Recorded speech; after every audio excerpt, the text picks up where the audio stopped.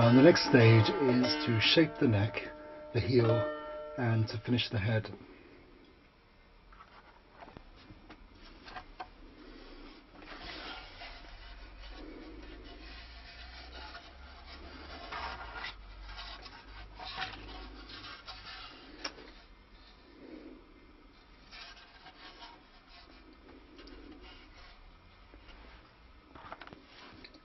Now, using the violin as the model, as I suggested before, we're going to gradually take away the pieces of wood along the edge of the...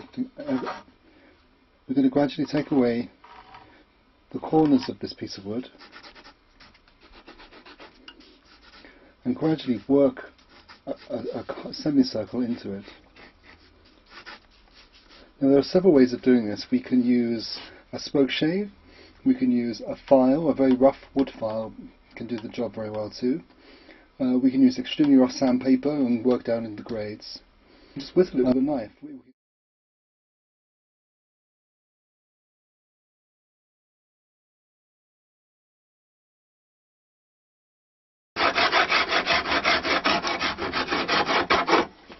Once you go through one rough medium grade, then you can go down to the next grade up.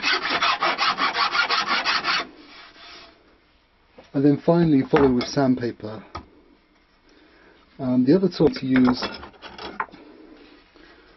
is just the knife, in which case I don't even need to clamp it. I can take this off, I'll invert it so it's the other way around, and then we work our way along. Now the headstock end, we're trying to curve so that the round part of the neck will meet a nice smooth transition. So this part here is the transition.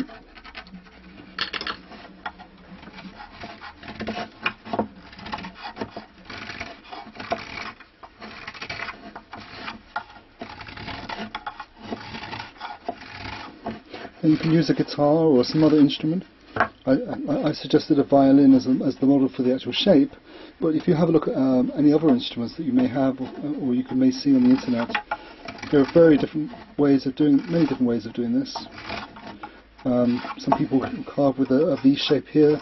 Some people carve it so it's completely, so it just flows it from the neck into the head. I will show you the way that I do it.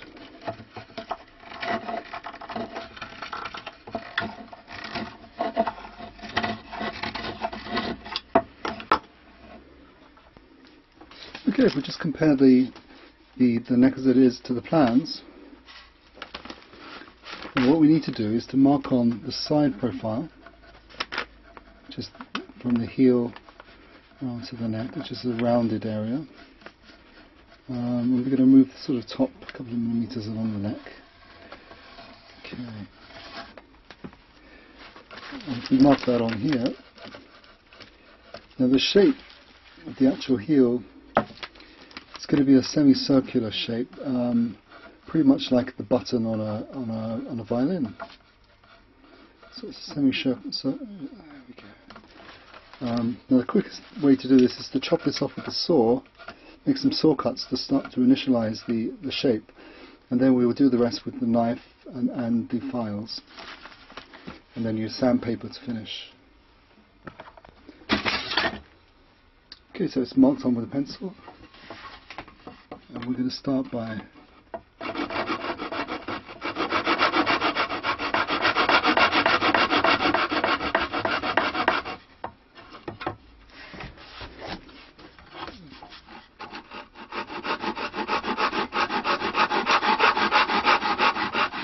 beauty of Japanese saws is that because they cut on the pull stroke, it's a lot easier. You can cut one-handed and very easily.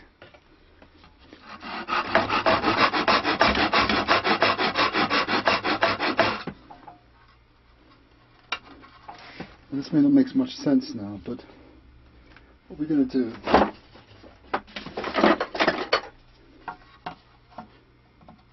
probably chisel those off.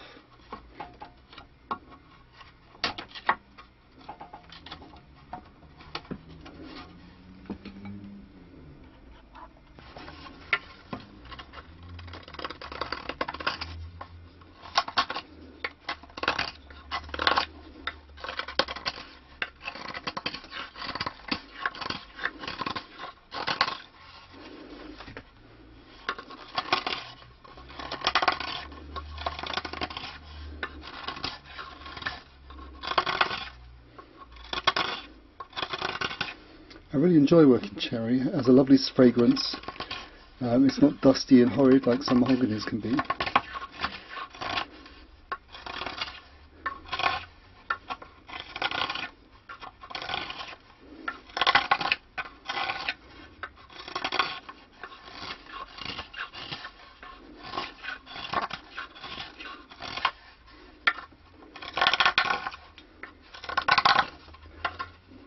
So with cherry there's no grain filling because it's a diffuse porous wood.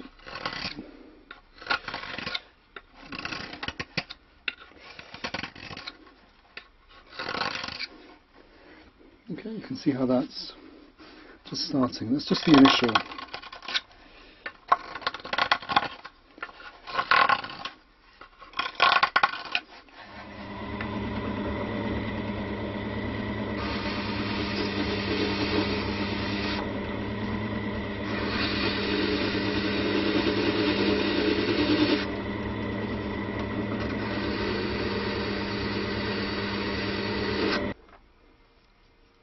The headstock on a stick dulcimer is often very small.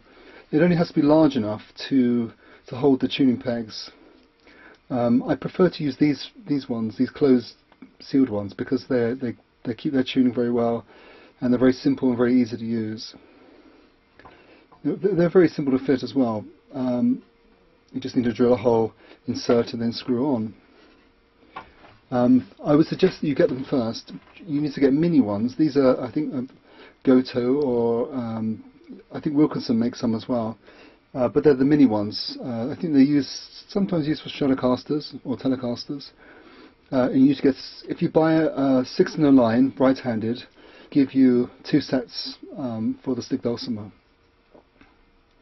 But if you get them first, and then before you finalise your shape of your head and everything, you need to make sure that you can fit 3 of them on here before you start taking wood off. You don't want to make it too small to fit the pegs. I've already got a template which I'm going to use as the basis. I do vary it a little bit depending on the instrument I'm making. But I would generally make a template up, and holding that in place, I would then draw around it, and then I would shape it on the bench.